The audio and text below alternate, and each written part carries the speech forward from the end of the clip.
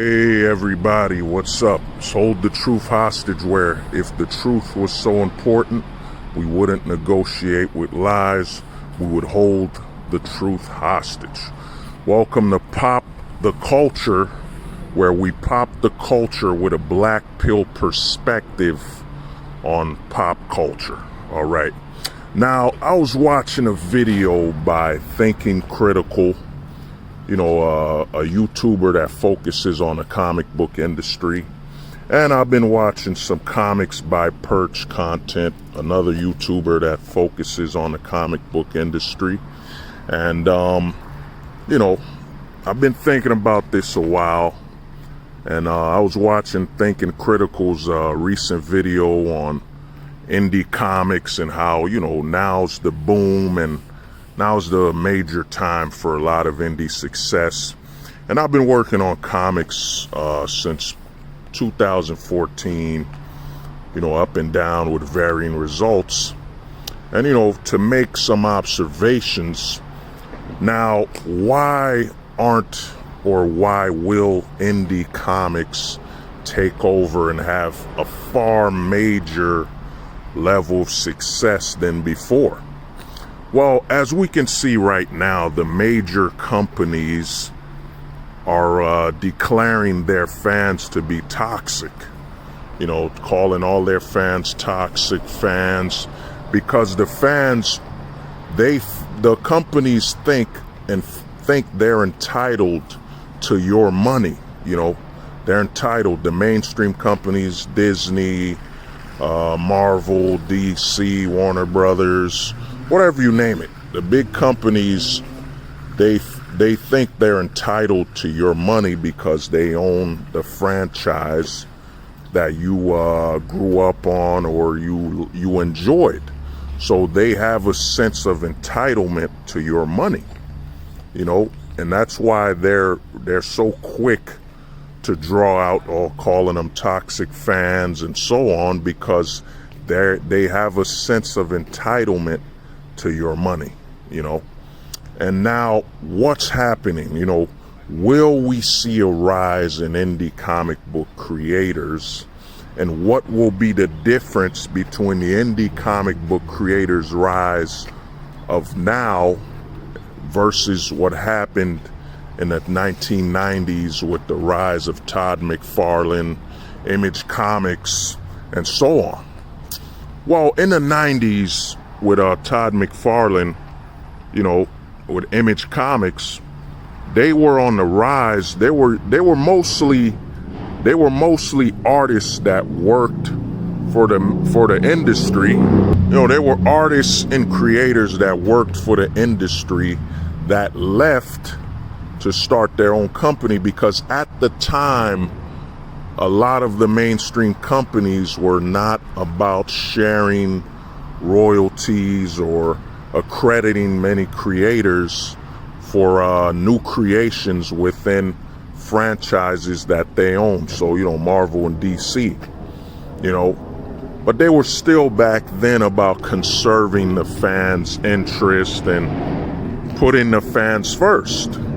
So, you had Todd McFarlane leave along with many other creators to start Image Comics, and Image Comics had a massive level of success, but at the same time, it had a massive moment of failure, where they didn't completely capitalize on the potential success they could have had versus the mainstream at that time. And the reason I look at that and I think it's the same issue we have today, is that when Todd McFarlane and them all left Marvel Comics and DC and all that, when they left to form their own, former industry creators and artists, when they left to form Image Comics, they did not bring everything that worked on the main companies and fixed what didn't work completely. I won't talk about the tardiness of delivering stuff and all that. I'm not gonna talk about that.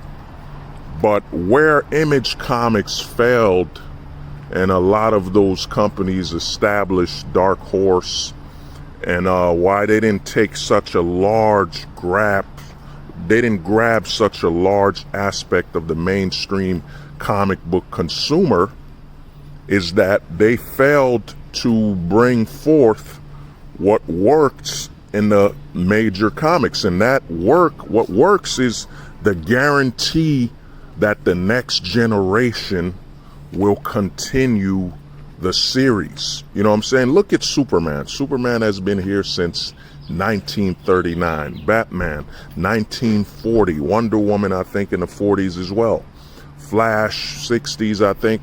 A lot of these characters have gone through plenty of new voices, writers, creators. They've gone through thousands of them. And the great thing about American comics is that, you know, there will be a continuation. As in, you know, I, for example, grew up in the 90s and early 2000s. So my perspective of Batman and Superman back then is far different than someone growing up with Superman and Batman in the 2010s. You know, they had new writers, new voices. And the problem that Image Comics had is that they did not hire new voices for Spawn at its peak.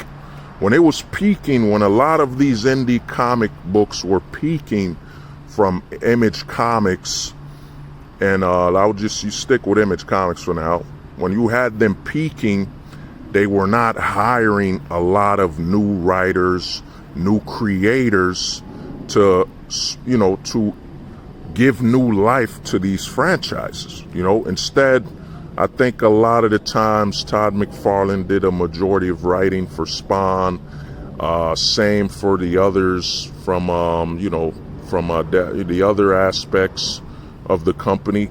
They didn't expand. They didn't come, let's hire a new writer to write Spawn. You know, let's hire a new writer to write, all these other characters and series. Let's give new voices a chance while it's on top, so we can prove that these series will continue on with new voices, because that's the big thing about American comics, is that you're guaranteed that long after you've lost interest or you want to pass on these characters, they will be passed on to the next generation, because new voices will be writing and creating them. And if you look at Image Comics, they were hiring people, but of course you had some malpractices with delivery and release of books and stuff, which broke it down also. They didn't hire enough industry vets when it came to handling the business. But on the creative aspect, the major issue was they didn't hire enough new voices to write alternative versions. Like, for example, let's say in the 90s, somebody pitched an idea to Todd McFarlane to write Spawn during medieval times, you know what I'm saying? Or write Spawn during the samurai era, or write Spawn during the African era, you know what I'm saying? Or, Egypt, they didn't have enough time to evolve the series and continue to add new voices to it, which would keep it fresh. And most importantly, for fans that want to eventually be writers, they could reach out to Spawn and Image and say, man, I'll get a chance to write this character and bring new life to it, which would expand it. Because, the biggest thing about American comics is the continuation of the series and franchise, and the fact that new characters can build off the legacy of the established characters. Like, for example, you got Blade, which exploded in success, after Spider-Man. You know what I'm saying? Its interaction with Spider-Man, Punisher.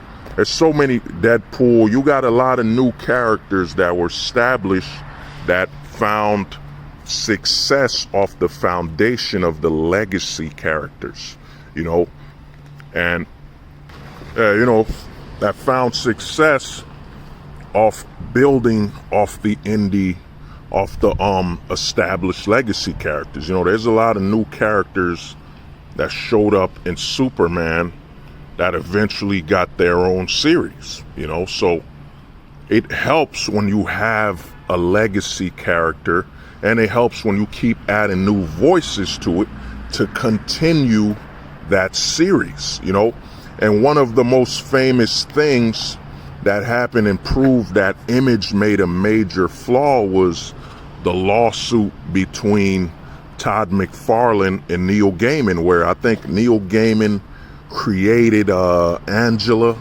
And you could correct me, but Neil Gaiman created Angela, and instead of Todd McFarlane saying, okay, you created her, but you created her in Spawn, so you could own about 80% of all the royalties for Angela, and I'll own 20%, because you created her within the Spawn continuity and Spawn universe. Instead, they had a major lawsuit between each other. And this is the same Todd McFarlane who left Marvel and DC because in the bigger companies, because they weren't paying them royalties, they weren't giving them money they deserved for the characters they created and for the expansion of the brands, royalties. For example, McFarlane would draw a cover for Spider-Man, but they wouldn't pay him for redistributing that cover on a t-shirt, a poster, and so on. You know what I mean? But once Todd McFarlane got his company, he repeated that same problem with Neil Gaiman. I might be wrong with his name pronunciation, but that was a major issue with the industry creators leaving to create their own companies.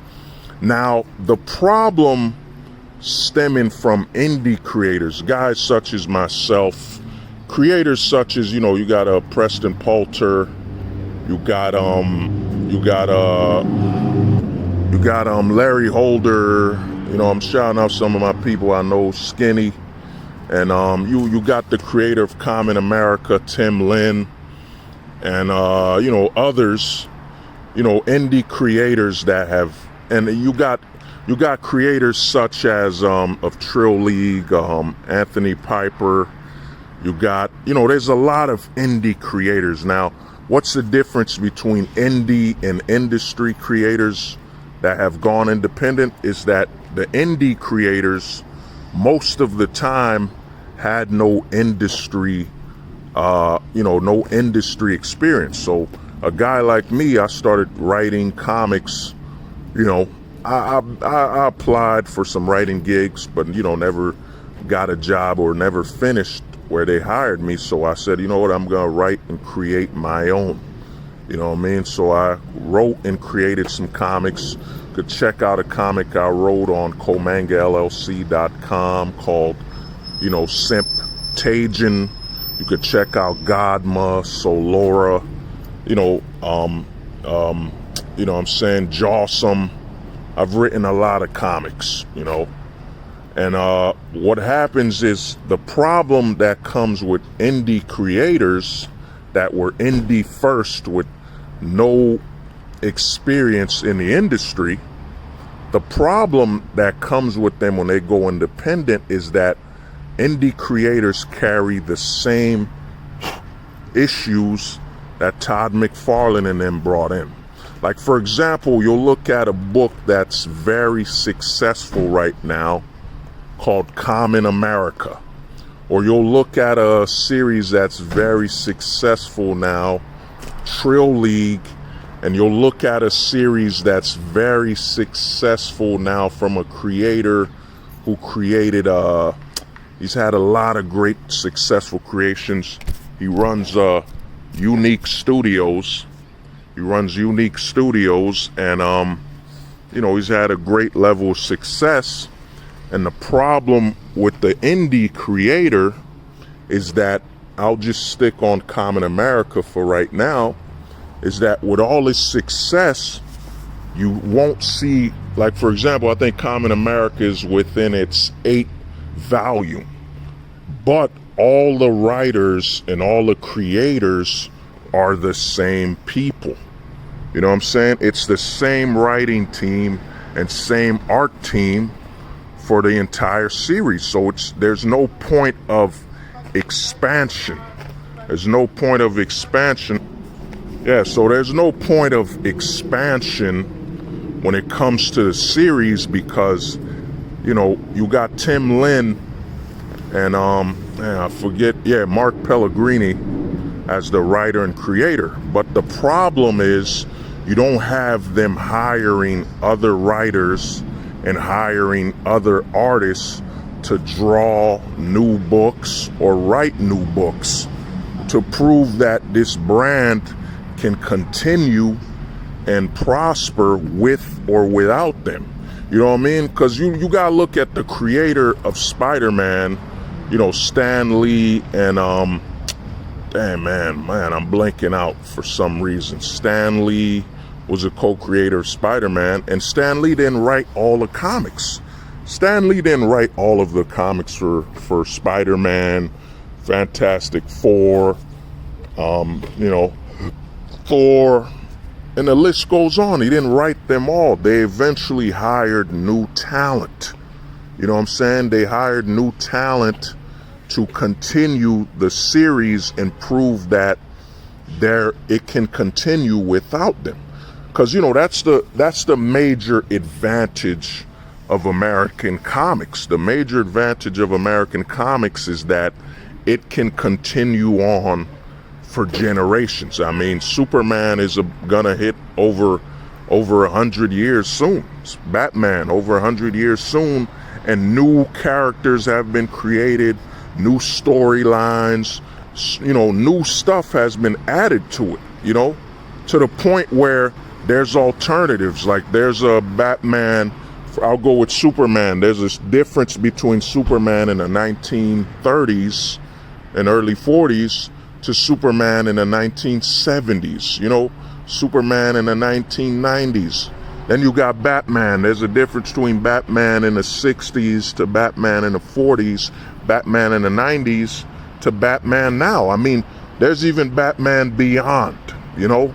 It can continue without its original creators, and that's the major flaw of indie creators, is that majority of them don't have a plan to expand beyond themselves, you know.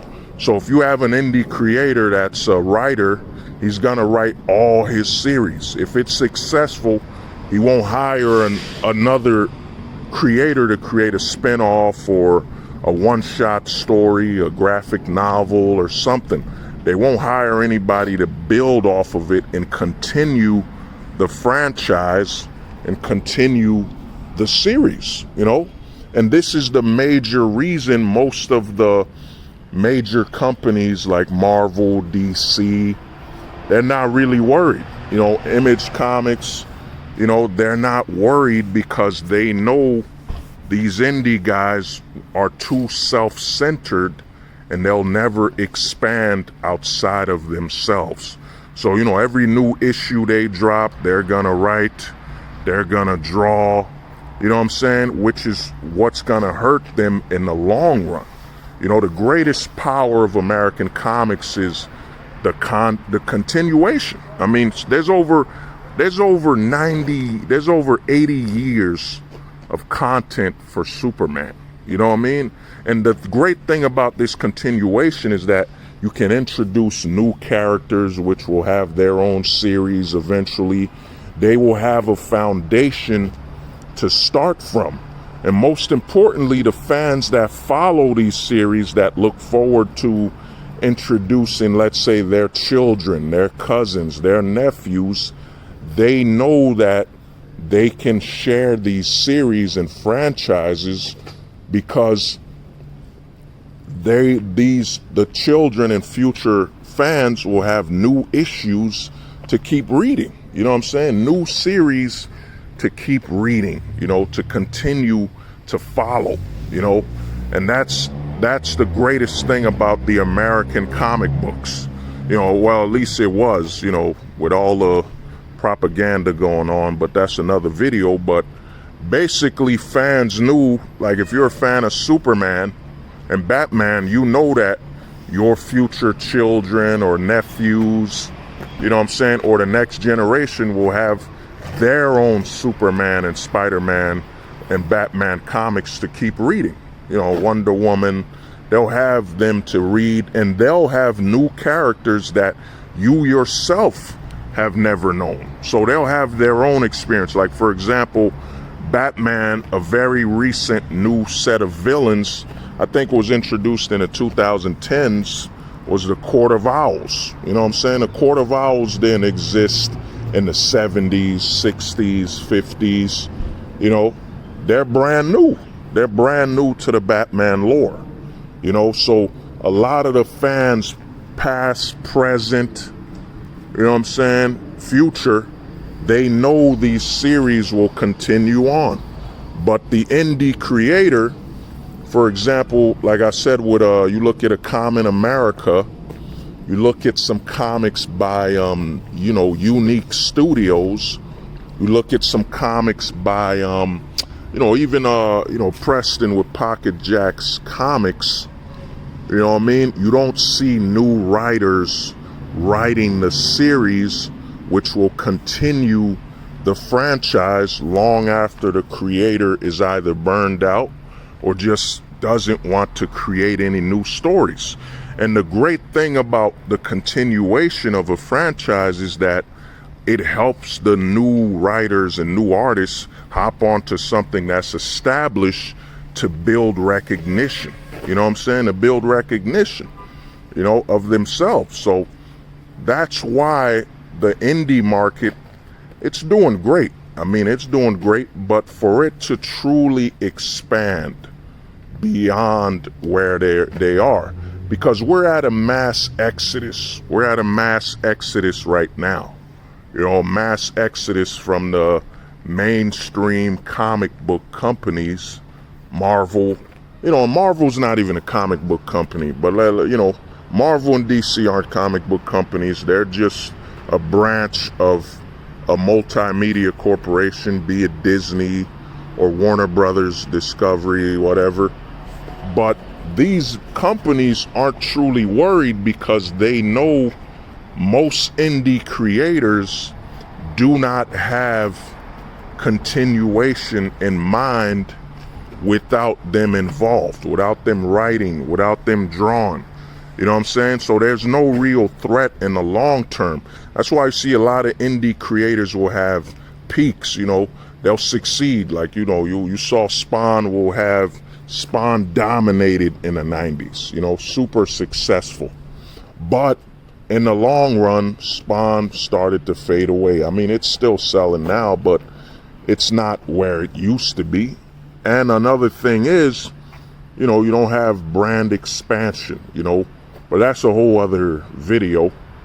But basically, the major companies know, they know basically the potential and limitations of the indie creators, be them indie or industry, you know, independent creators that were from industry first. They know their limitations, that these creators will write something great. Like another book that's been doing crazy on the internet by an indie creator is damn, I forget its name, but God, man, I know the creator's name, David Peludo or something.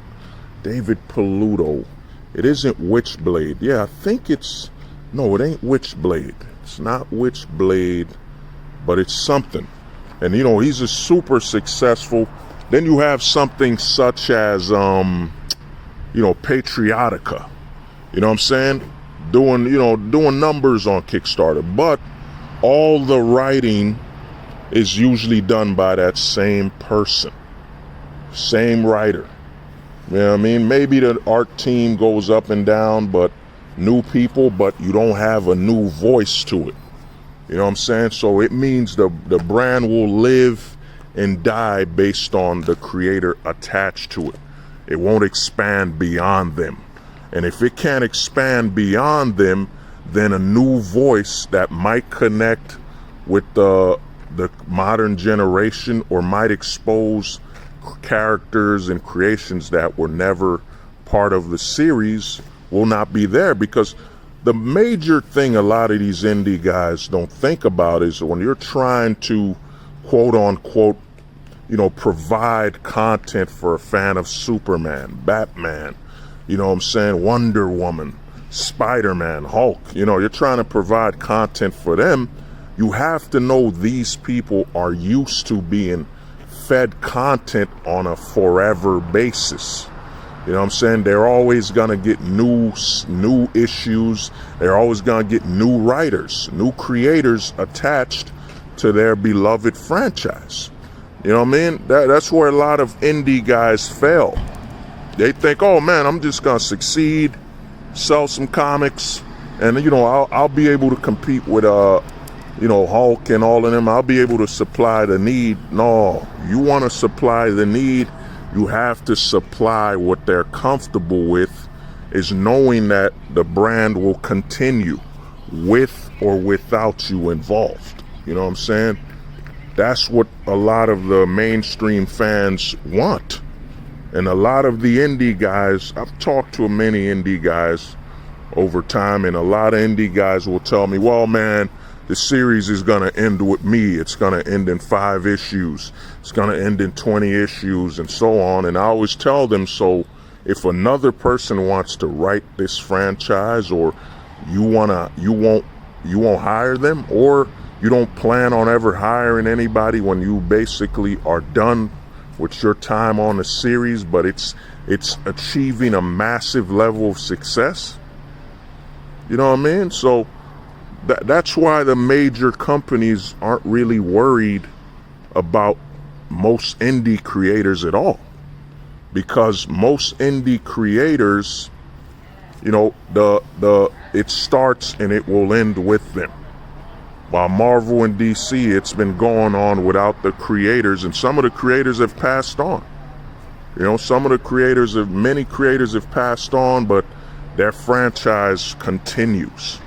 You know what I mean? And that's a major weakness of the indie market, because a lot of people, many fans, were having a mass exodus from the mainstream. And I'll most likely do a video on this too.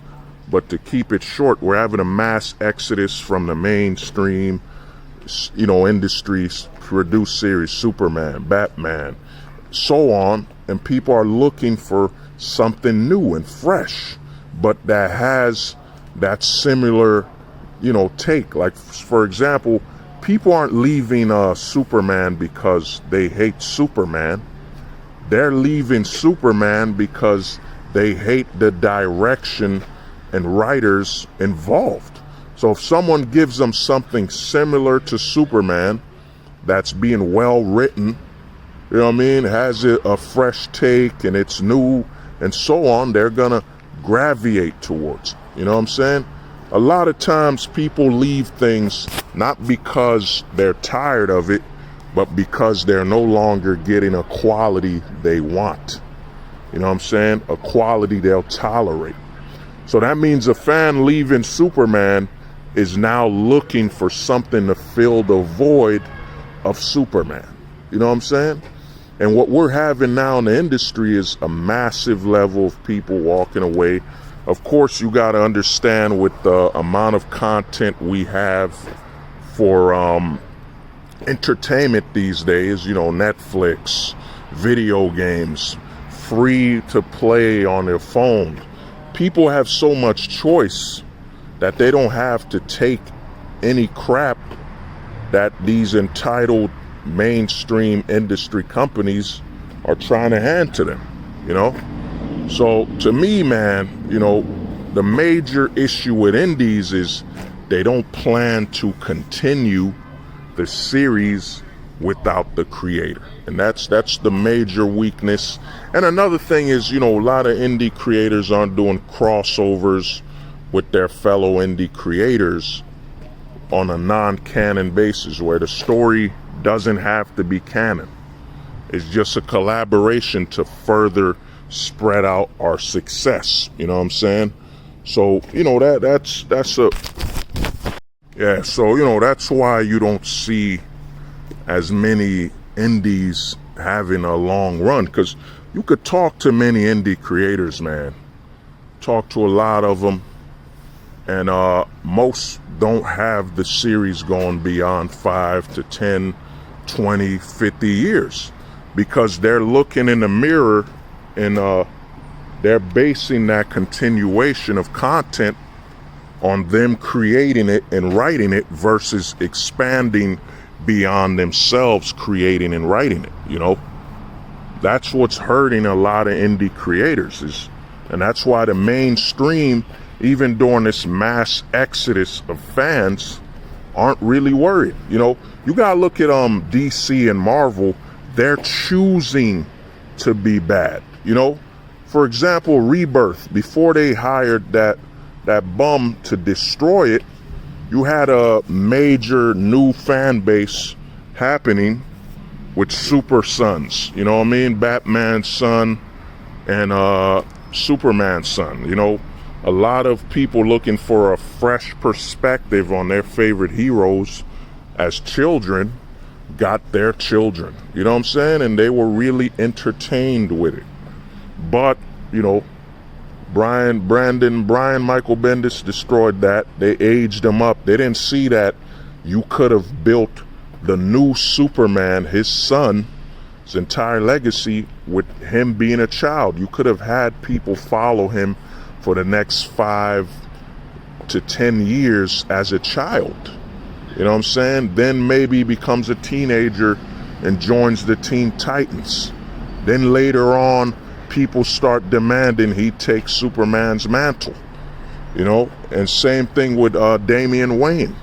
He would have been a great exit strategy for eventually removing Bruce Wayne, so to me, man, they really messed up on that, and a whole new generation, and even the older fans were happy. Older fans that grew up on Superman but never got a chance to read Superboy from that perspective were enjoying it, because they were like, oh man, Superman as a kid, that's amazing. Batman as a kid, and what if they were both children and still superheroes? Oh, that's awesome. You know what I'm saying? In all honesty, man, if they would have added, it would have been amazing. I mean, they could have made a new Trinity, because if you had Superman's son, then you had, like, imagine you had Superboy, Damian Wayne's Batman, and you get Billy Batson, who's Shazam, in like a Trinity like formation of heroes, because they're all kids. The only difference is that, Billy Batson can become Shazam, who's an adult in his appearance and form. So it would have been very funny to see Shazam, Superboy, and Damian Wayne, Robin, and a team up. It would have been funny to see him bully them, or bully them around, or act like the older brother, because he's bigger as Shazam and they're still kids. That would have been hilarious. And if you would have also potentially, that would have been fire. That would have been fire, man. And it would have been called 3 something, like a new Trinity. That would have been a way to reinfuse energy into, Shazam, who DC has been disrespecting since they bought that character through a lawsuit. And, if you look up how DC got Shazam, man, it's just corruption. But, yeah, so, you got mass exodus of fans, and they're not getting what they're used to, which is a continuation, an endless continuation, with or without the creator, But, this has been Hold the Truth Hostage with Pop the Culture, where we pop the culture with a black pill perspective to understand it. All right, peace.